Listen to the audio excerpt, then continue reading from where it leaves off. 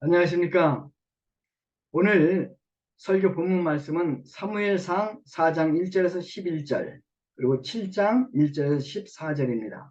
요절은 7장 12절입니다. 제가 읽겠습니다. 사무엘이 돌을 취하여 미즈바와 센 사이에 세워 가로되 여호와께서 여기까지 우리를 도우셨다 하고 그 이름을 에벤에셀이라 하니라. 오늘이 꼭 6.25 전쟁이 일어난 지 74년이 되는 해입니다. 어제 KBS 프로그램 황금 연못에 그때 15살로 학도병에 전쟁에 참여했던 분이 나와서 희생된 꽃다운 전우들을 생각하면 눈물 흘리는 것을 보았습니다. 그분은 이제 87살이 되었습니다. 객관적으로 6.25 전쟁은 대한민국이 질 수밖에 없는 전쟁이었습니다. 군인 수도 북한 군인들에 비해 반밖에 되지 않고 무기도 형편이 없었습니다. 특히 북한군은 최강의 소련제 탱크를 보유한 아주 막강한 전력을 가지고 남한을 침공합니다. 반면에 남한군은 탱크 한 대도 가지고 있지 못했습니다. 전쟁 반바로 3일 만에 서울이 함락됩니다. 한 달이 못 되어서 낙동강 전선까지 밀렸습니다. 남한이 공산화되는 것은 시간 문제였습니다. 그런데 남한은 북한군을 물리치고 결국 승리하고 맙니다. 그리고 전쟁 폐허 속에서 일어나 74년 만에 세계 10위 안에 드는 경제대국, 문화대국, 군사대국이 됩니다. 이것이 어떻게 가능했을까요? 그것은 하나님께서 여기까지 도우셨기 때문입니다. 오늘 설교 본문은 이스라엘 전쟁 이야기입니다. 이스라엘은 수적으로도 무기로도 도저히 이길 수 없는 전쟁을 치르게 됩니다. 그러나 이스라엘도 사무엘을 중심으로 기도했을 때 기적적인 승리를 체험합니다. 사무엘은 블레셋 군대를 물리치고 에벤에셀에 돌을 세워서 하나님께 감사합니다. 에벤은 반석이라는 말이고 에셀은 도움이라는 말입니다. 우리가 사는 세상 전쟁터 같습니다. 우리 인생 전쟁입니다. 그래서 오늘 우리는 에벤에셀의 승리의 기적이 어떻게 일어났는가 배우기를 원합니다. 그리고 우리 모두 승리의 삶을 살 수 있기를 기도합니다. 4장 하나님보다 다른 것을 의지할 때 우리는 참패할 수밖에 없습니다. 4장 1절에서 11절입니다. 사무엘상 4장을 살펴보면 같은 장소 에벤에셀에서 이스라엘이 블레셋에게 참패하는 모습이 나옵니다. 블레셋은 해안에 사는 민족입니다. 그리고 철기 문화를 소유하고 있었습니다. 그들의 군대는 철제 무기로 무장했고 그들은 철병거까지도 가지고 있었습니다. 에벤에셀 첫 전투에서 이스라엘 군대는 4,000명이나 블레셋 군대에게 죽임을 당합니다. 이스라엘 장로들이 모여서 비상대책을 논의합니다. 그때 한 장로가 하나님의 비밀 무기를 쓰자고 제안을 합니다. 3절입니다. 여호와의 언약궤를 실로에서 우리에게로 가져다가 우리 중에 있게 하여 그것으로 우리를 우리 원수 손에서 구원하게 하자. 모든 사람들이 박수를 치며 대참작을 합니다. 그들은 이제 실로에 있는 여호와 궤를 비밀리에 전쟁터로 가지고 옵니다. 여호와궤 언약궤는 가로가 114cm 한 이 정도 되죠. 그리고 넓이가 한 70cm, 높이가 70cm 되는 황금으로 만들어진 궤입니다. 드디어 황금으로 싼 여호와의 언약궤 하나님의 비밀 무기가 이스라엘 진중에 도착합니다. 이스라엘 군대들은 하늘이 떠나갈 때 큰 소리로 와 환호를 하였습니다. 그 환호 소리에 땅이 진동합니다. 이 큰 환성으로 말미암아 적들은 간담이 서늘해집니다. 여호와궤 하나님의 임재를 상징합니다. 여호와궤 속에는 모세가 받은 10계명의 돌판이 들어있습니다. 200년 전 그들의 조상들은 언약궤를 앞세워서 넘실넘실대는 요단강을 마른 땅같이 건넜습니다. 또한 언약궤와 함께 여리고성을 13바퀴 돌았을 때 철벽 여리고성이 이 모래성처럼 무너졌습니다. 그래서 그들은 이번에도 여호와 언약궤로 승리할 것이라고 100% 믿어 의심치 않았습니다. 그리고 그 이튿날 드디어 여호와의 언약궤를 앞세우고 블레셋 군대와 전투를 시작합니다. 아마 맨 앞에 여호와 언약궤가 서고 언약궤를 중심으로 삼각진을 펼쳤을 것 같습니다. 동편에서 해가 떠오릅니다. 황금 언약궤가 빛이 반사됩니다. 그들은 적들이 여호와 궤 앞에서 모두 추풍낙엽처럼 날아가 버리라고 생각합니다. 그러나 두 번째 전투에서 그들은 더 크게 패합니다. 그래서 3만 명이나 되는 용사들이 전사합니다. 그뿐이 아니죠. 그들이 그토록 의지했던 비밀무기 여호와의 황금 언약궤마저 적들에게 빼앗겨 버립니다. 또한 황금 언약궤를 메고 있던 제사장들도 죽임을 당합니다. 그러면 그들은 왜 이처럼 참패를 한 것일까요? 4장 3절에 그 키가 있습니다. 그들은 이렇게 말하죠. 여호와 언약궤를 우리에게 가져오자. 그리고 그것으로 우리의 원수의 손에서 구원하게 하자. 그것으로 그들은 여호와 하나님보다도 여호와 하나님의 언약궤, 보이는 언약궤를 더 의지합니다. 하나님의 언약궤는 십계명 말씀이 들어있는 상자이지 하나님 자신은 아니지 않습니까? 200년 전 그들의 조상들은 언약궤를 앞세워 요단강을 마른 땅같이 건넜습니다. 언약궤와 함께 여리고를 돌았을 때 여리고성이 무너졌습니다. 그것은 그들이 하나님을 의지하고 그 말씀에 순종했기 때문입니다. 그런데 이스라엘이 가나안에 들어와서 이제 정착을 하면서 농경을 시작합니다. 그 후에 이제 비를 내려준다는 바알신과 풍요의 여신 아세라를 그들은 섬기기 시작했습니다. 이쪽으로 그들은 하나님의 선민입니다. 언약궤를 잘 모시고 있습니다. 제사도 열심히 드립니다. 그러나 실제 삶에서는 여호와 하나님보다도 눈에 보이는 바알신과 아세라 신상을 따랐습니다. 하나님보다 다른 것을 더 의지하는 것, 그것이 하나님께 속한 성물이라도 그것은 우상 숭배입니다. 하나님께서는 이 우상 숭배하는 백성과 함께할 수 없었습니다. 결국 하나님께서 함께하지 않은 언약궤 아무런 의미가 없었습니다. 그런데 여러분, 우리도 자칫하면 똑같은 실수를 할 수 있다는 것을 아십니까? 우리가 보이지 않는 하나님보다 눈에 보이는 교회의 프로그램이나 사람을 더 의지한다면 우리는 망할 수 있습니다. 여러분, 승리를 원하시죠? 그렇다면 보이지 않는 하나님 자체를 의지하고 그 하나님을 믿고 이 믿음으로 전진하십시오. 그러면 여러분들 반드시 승리와 축복을 체험하실 것입니다. 두 번째 파트, 회개와 부흥, 7장 1절에서 2절입니다. 이스라엘 백성들은 원수에게 무참히 패하고 여호와 언약궤도 빼앗깁니다. 그런데 여호와 언약궤는 하나님께서 직접 간섭하심으로 7개월 만에 이스라엘에 돌아옵니다. 돌아온 언약궤를 실로에 안치하지 않고 그들은 기럇 여아림에 있는 아비나답 집에 안치합니다. 그리고 여호와궤가 아비나답 집에 안치한 후 그런 상태로 20년이라는 세월이 흐릅니다. 20년 짧은 시간이 아닙니다. 그런데 이 20년간 무슨 일이 있었는지 성경 기자는 아무 말도 하지 않습니다. 그런데 20년 후에 이스라엘 역사상 전무후무한 기적에 대해서 성경 기자는 말하고 있습니다. 그 기적이 바로 7장 2절 말씀에 있습니다. 제가 읽겠습니다. 이스라엘 온 족속이 여호와를 사모하니라. 근데 여기 이제 사모하니라 이 말을 이제 영어 성경에는 이렇게 번역했어요. Then all the people turned back to the Lord. 무슨 말이에요? 온 백성이 주께 돌아왔습니다. 이런 말이죠. 이제 그 독일어 성경에는 이렇게 됐어요. Dann wandte sich das ganze Haus Israel zum Herrn. 온 이스라엘 백성이 여호와를 사모하여 하나님께 돌아왔다는 말이죠.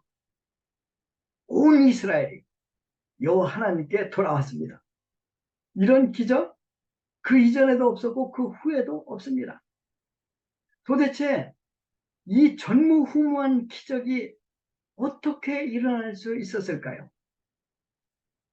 우리가 이것을 이해하기 위해서는 우리는 사무엘의 사역을 주목하여 보아야 합니다. 이 20년간 사무엘이 이스라엘 사사로 있었습니다. 그런 사사로 있으면서 눈에 보이는 큰 업적은 남기지 않습니다. 아무 기적도 행하지 않아요.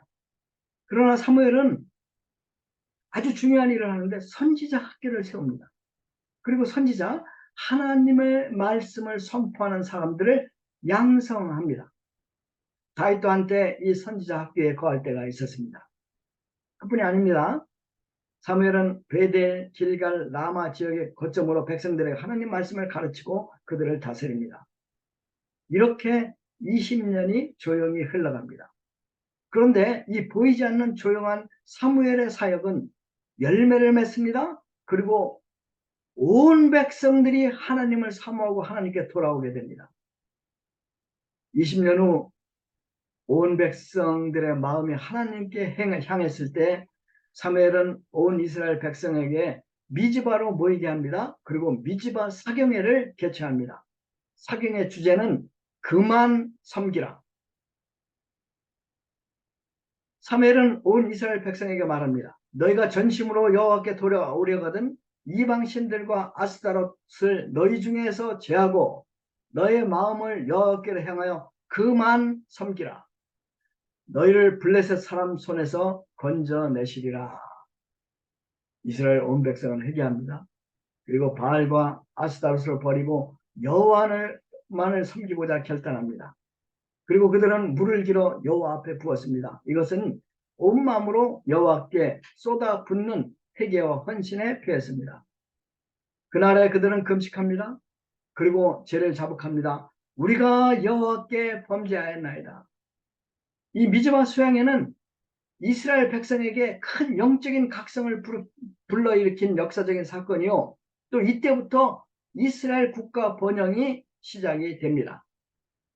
그런데 중요한 것은 이것은 20년간 사무엘이 선지학교에서 제자를 양성하고 말씀을 전파한 열매라는 것입니다. 제가 독일로 파송받고 선교 초기에 어려움이 많았습니다. 하나님께서 디모데후서 2장 9절 말씀을 저에게 주셨어요. 그 말씀이 복음으로 말미암아 내가 죄인과 같이 매이는 데까지 고난을 받았으나 하나님의 말씀은 매이지 아니하니라. 저는 이 말씀을 믿고 성경 공부와 제자 양성에 올인을 했습니다. 그랬을 때 하나님께서 스투트가르트 사역을 크게 축복해 주셨습니다. CMI 개혁 이후에 많은 CMI 교회들이 혼란과 어려움을 겪었습니다.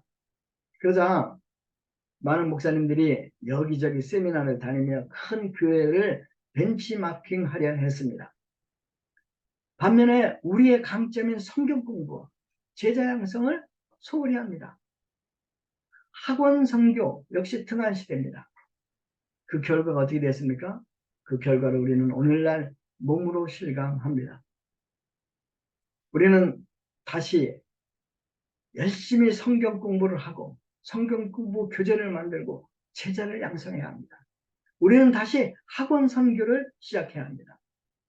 물론 이런 역사의 열매가 금방 나타나지는 않습니다.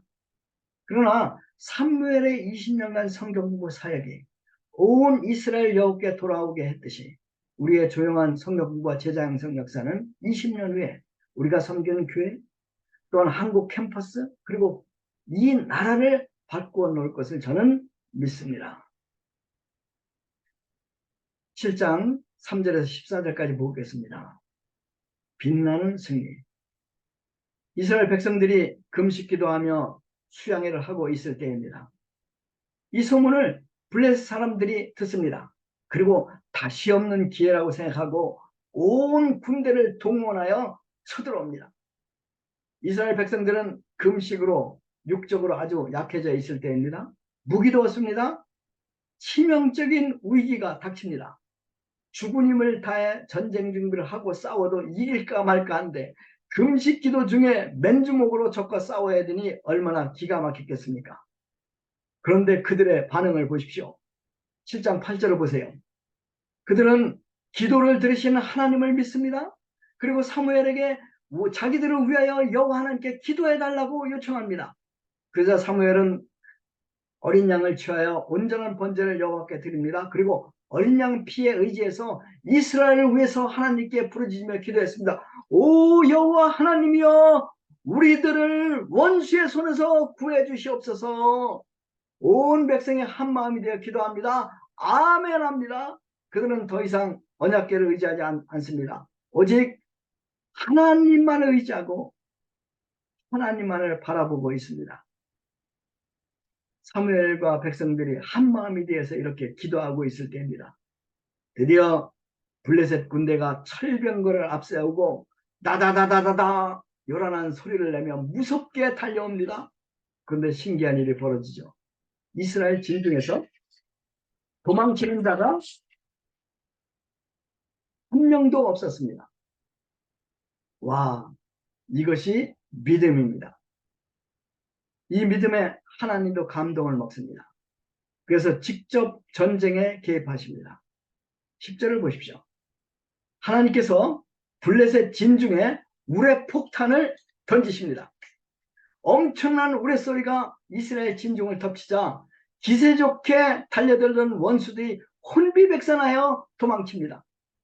이스라엘 사람들은 맨주먹으로 쫓아가서 그들을 박살냅니다. 대승리였습니다. 기도를 들으시는 하나님을 그들은 피부로 체험합니다. 이제 사무엘은 돌을 취하여 그곳에 세우고 에벤에셀, 하나님이 여기까지 도우셨다 고백을 합니다. 여러분, 우리 하나님, 우리가 기도하면 들어주시는 하나님입니다. 우리가 기도하면 우리는 반드시 하나님의 기적을 체험하게 됩니다. 6.25 전쟁에서 많은 하나님의 도움이 있었습니다. 그런데 그중 가장 큰 기적은 유엔군이 즉각 참전했다는 것입니다. 자, 그러면 유엔군이 어떻게 그처럼 즉시 참전할 수 있었을까요? 그것은 대한민국이 1948년 12월 12일 파리 유엔 총회에서 합법적인 나라로 인정을 받았기 때문입니다. 그런데 그 이야기, 뒷이야기가 재미있습니다. 1948년 8월 15일 대한민국 정부가 이승만 대통령을 모시고 정부가 세워지죠. 이제 북한은 이제 김일성 중심으로 이제 9월 9일 날 이제 북한 나라를 세웁니다. 그해 12월 6일부터 12일까지 불란서 파리에서 유엔 총회가 열립니다. 그때 한국도 또 북한도 대표단을 보내서 유엔 정식 국가로 인정받고자 신청서를 냅니다. 그런데 러시아 대표가 한국이 정식 국가로 인정받는 것을 반대합니다. 그래서 이제 한국 승인 투표를 하려고 하면 러시아 대표가 이제 반대 연설을 시작합니다. 이제 반대 연설을 2시간 동안이나 해요. 그리고 이제 그것이 끝나면 그 다음에 헝가리 그 대표가 2시간, 체코 그 대표가 2시간, 동독 대표가 2시간 이렇게 방해 연설을 합니다. 그래서 첫날부터 이 신청을 했는데 결국 안 되고 그래갖고 결국 11일까지 투표를 못하게 됩니다. 내일이 12일인데 마지막이에요. 마지막 날이에요. 만일 이 날도 승인을 못 받으면 대한민국은 태어나긴 태어났지만 출생신고를 못한 꼴이 됩니다. 그러면 비상시 유엔군 참전은 불가능합니다. 마지막 전날 밤 이제 그 한국 대표를 이끄는 분이 장면 박사였어요. 근데 이분이 이제 아주 독실한 가톨릭 신자였다고 합니다. 그래서 그 장면 박사가 여러분 우리 오늘 밤 교회에 가서 철야 기도를 합시다. 그래갖고 그 한국 대표단으로 간 그 팀을 이끌고 이제 이 파리에 있는 어떤 교회에 가가지고 그날 밤 철야 기도를 합니다. 한국에서 이승만 대통령도 아주 좋은 장로님이시지 않습니까? 이승만 대통령을 비롯해서 모든 장관들이 그날은 집에도 가지 않고 국무회의실에서 모여서 간절히 철야 기도를 합니다. 많은 교회도 함께 기도를 했습니다. 드디어 12월 12일 마지막 날이 됩니다. 이날도 러시아 대표가 나와서 이승만은 독재자다. 대한민국은 이제 이 정식 합법적인 나라로 우리가 인정할 수 없다. 이런 이제 연설을 하기 시작을 합니다. 2시간 동안 이제 해야 되죠. 이제 러시아 대표 다음에는 항상 했듯이 헝가리 대표, 그 다음에 체코 대표, 동독 대표가 이제 나와서 이제 하는 거예요. 그런데 러시아 대표 다음이 이제 헝가리 대표인데 러시아 대표가 2시간 동안 할 줄 알고 헝가리 대표가 밖에 나가서 커피를 마셨어요. 아마 체코나 동독 대표도 함께 커피를 마신 것 같습니다. 그런데 러시아 대표가 연설을 시작했는데 얼마 안 돼서 목에 갑자기 결절이 생겨서 말은커녕 숨도 제대로 못 쉬게 됐어요. 그래서 어떡합니까? 빨리 구급차를 불러가지고 구급차를 타고 병원에 실려가서 이 치료를 받게 되었습니다. 자, 사회자가 반대 발언할 사람 없습니까? 묻자. 이제 그 헝가리 대표가 원래 해야 되는데 없으니까 아무도 대답을 하지 않았습니다. 자, 그러면 표결하겠습니다 하고 표결을 붙입니다. 그럴 때 찬성이 48표, 반대가 6표, 기권이 1표로 대한민국은 UN 정식 멤버가 됩니다. 이어서 북한도 표결에 붙였는데 반대가 48표, 찬성이 6표, 기권이 1표로 부결되었습니다. 결국 유엔에서 합법적인 나라로 대한민국이 인정을 받았습니다. 그래서 북한 침공을 받았을 때 불법 침공으로 규탄하고 바로 유엔군을 참정시킬 수 있었다고 합니다. 이 기적 뒤에 장면 박사, 이승만 박사, 또 많은 성도들의 기도가 있었습니다. 이 기도가 이 기적을 만들어낸 것입니다. 사랑하는 독자님들, 우리가 사는 세상은 전쟁터와 같습니다. 늘 이런저런 문제들이 터집니다. 그러나 여러분 기도하십시오. 기도하면 기적을 체험합니다. 우리 모두 기도하는 사람이 됩시다. 그리할 때 우리는 늘 하나님이 나를 여기까지 도우셨습니다 하는 고백을 하며 살 수 있을 것입니다. 기도하겠습니다. 하나님 아버지 감사합니다. 저희들이 이 전쟁터와 같은 세상에 살지만 두려워하지 않습니다. 왜냐하면 하나님께서 살아계시고 하나님께서 저희들의 기도를 들으시기 때문입니다. 또한 하나님께서 저희들에게 생명의 말씀을 주셨기 때문입니다.